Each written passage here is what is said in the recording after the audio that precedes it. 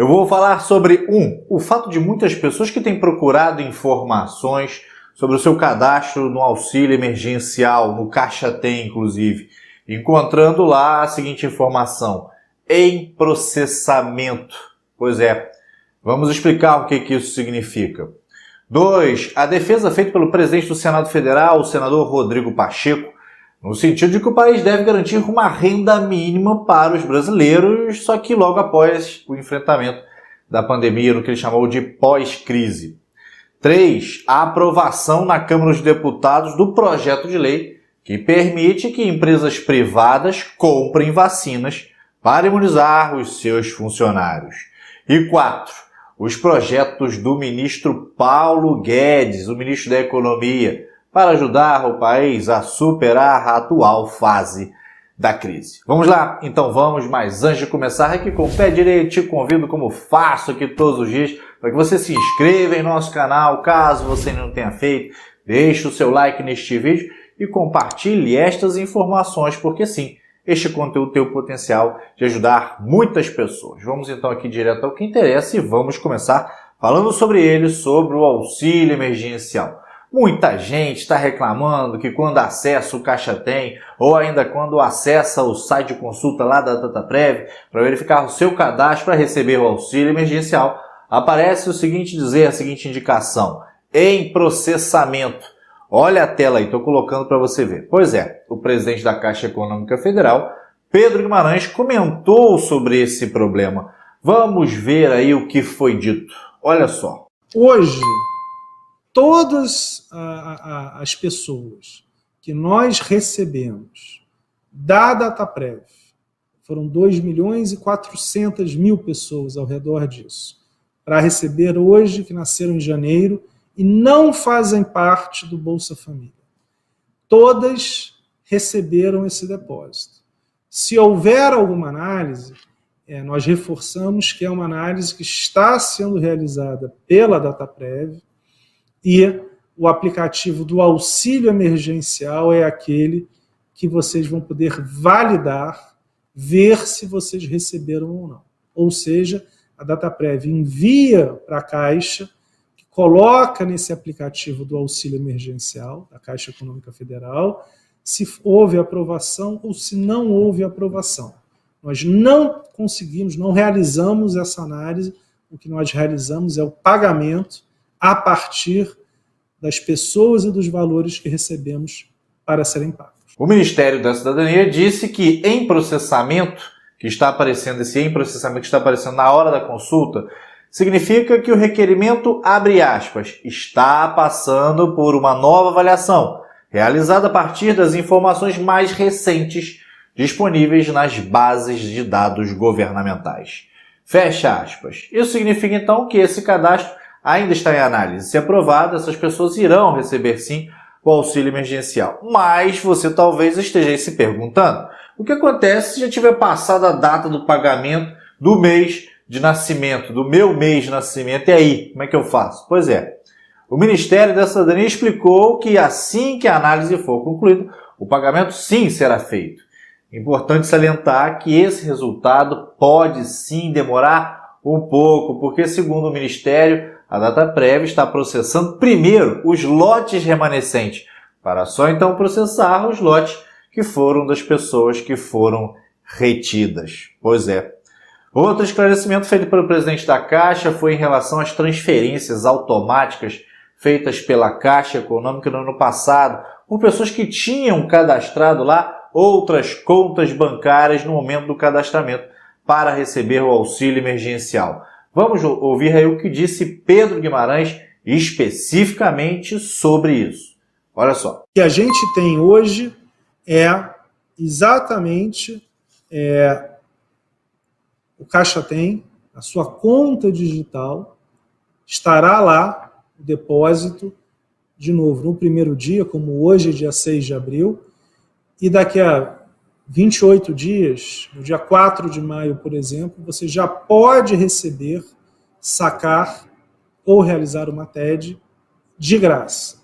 Então, desta vez, os recursos se manterão nas contas digitais sociais, mas qualquer transferência será de graça. Então, não há nenhum custo em relação a qualquer transferência que seja feita daqui a um mês. Bem, continuando aqui, o presidente do Senado Federal, o senador Rodrigo Pacheco, ao participar do seminário Lei de Segurança Nacional e sua aplicação após a Constituição de 1988, falou sobre a necessidade do país enfrentar o problema da miséria. Olha aí o que ele disse. Não há dúvida que o momento que o Brasil vive, com uma pandemia que nos assola, com o número de mortos que chegou ontem por dia, 4.195 vidas que se perderam no Brasil, esse é o foco absoluto da nossa nação nesse momento. Eu tenho recomendado e pregado muito a união. Nós temos dois caminhos, ou da união e da estabilização institucional e da sociedade nesse enfrentamento à pandemia, ou o caos, que significará um agravamento ainda maior desse momento que nós estamos vivendo. Mas outros temas são igualmente importantes e em algum momento eles precisarão ser discutidos e resolvidos no país.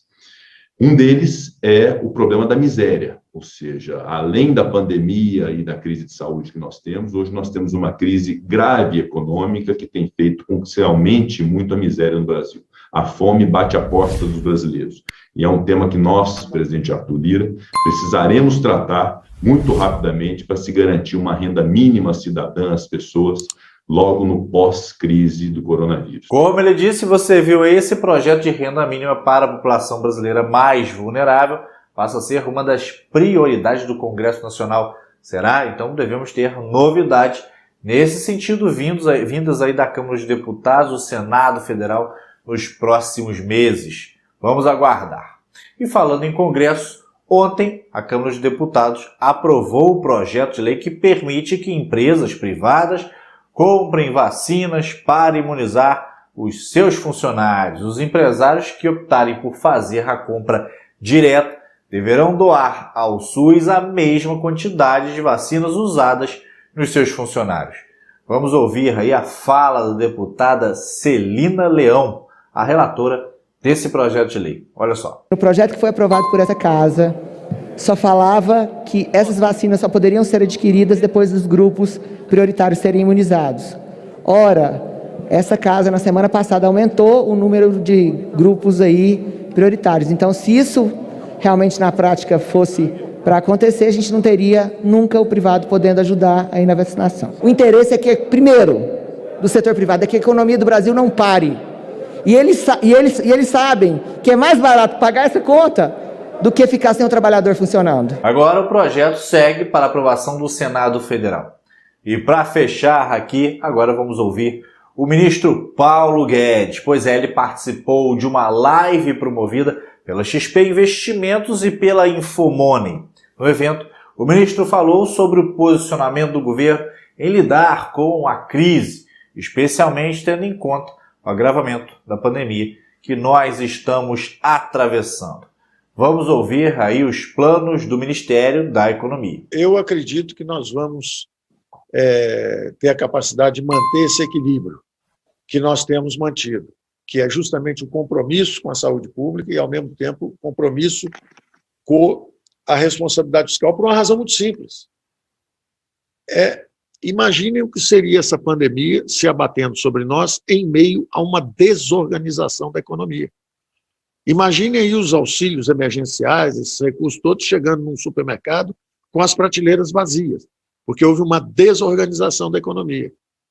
Então, esse equilíbrio que nós temos mantido desde o ano passado, durante a pandemia, na primeira onda, hoje a onda está até mais forte, a onda da pandemia, mas nós estamos mais experientes. Nós já temos o protocolo de como enfrentar isso.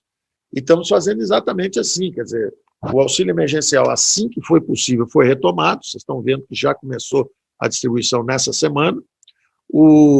Nós precisávamos justamente da aprovação do orçamento antes, aprovado o orçamento, começou a distribuição. O orçamento agora pode até ser revisto, mas não há problema, porque ele comporta, isso aí vem até como, ele vem ainda naquele vácuo que nós falamos, ele nem precisava da aprovação do orçamento, não. Quem precisava da aprovação do orçamento era justamente nós tínhamos 2 ou 3 outras medidas que estavam embutidas lá, mas que tinham sido retiradas da própria PEC, que nos permitiriam, nós precisávamos da PEC, mas foram retiradas. Então nós estamos tendo que improvisar de novo, mas acreditamos que vai ser caso a caso, com muito critério, como é agora, o caso do bem. O bem todo mundo sabe o que tem que fazer. Já está, nós temos 2 vias possíveis, uma via com projeto de lei, a outra via é simplesmente por medida provisória, tem um pedido de crédito extraordinário, e de novo, você pode perfeitamente fazer isso.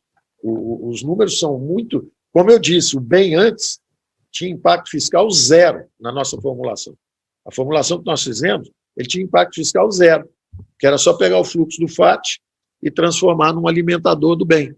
Era até perfeitamente factível. Poupamos 11 milhões de empregos, gastando 0 do ponto de vista de impacto fiscal. Aí a política bloqueou esse caminho. Quando ela bloqueia esse caminho, aí nós somos remetidos a buscar uma outra rota. E aí demora mais um pouco, é sacrifício para todo mundo, mas vai ser resolvido também relativamente rápido e sempre mantendo esse equilíbrio, caso a caso, número definido direitinho. Não interessa o cheque em branco não interessa agora, porque o problema crítico hoje é a vacina que é o problema crítico hoje. Não adianta nada, se você der um cheque em branco, vacinar, a economia pode se desorganizar até antes da vacina chegar ou do próprio auxílio emergencial. O auxílio emergencial são 44 bilhões, já começa agora, nessa semana. 44 bilhões entrando na corrente de consumo aí. Então, os invisíveis já estão protegidos de novo. Os recursos começam a chegar. E, curiosamente, janeiro e fevereiro, sem o auxílio, a economia estava voltando com força. Então, ela deu sinais de que estava voltando e os invisíveis já estavam retornando ao trabalho. Estava todo mundo de novo, vendendo na rua, vendendo na praia, etc. Daí até um pouco desse recrudescimento. Mas vocês veem que os invisíveis, com a economia voltando, os invisíveis voltam também, para a atividade informal. Aliás, eu queria só mencionar 2 coisas interessantes também, diferentes das recessões passadas. Primeiro é que nas recessões passadas, o impacto era sobre o mercado formal. Eu diria até que era proporcional, era todo mundo, pegava todo mundo, porque o mercado formal perdeu 1.500.000 empregos, na recessão de 2015, por exemplo, e aí a informalidade também sofreu um impacto, tinha menos dinheiro girando, muita gente sendo demitida, também todo aquele impacto era sentido pelos informais, mas todo mundo trabalhando. É como se fosse assim, caía 20%, 30% a renda de todo mundo, junto. Dessa vez, não.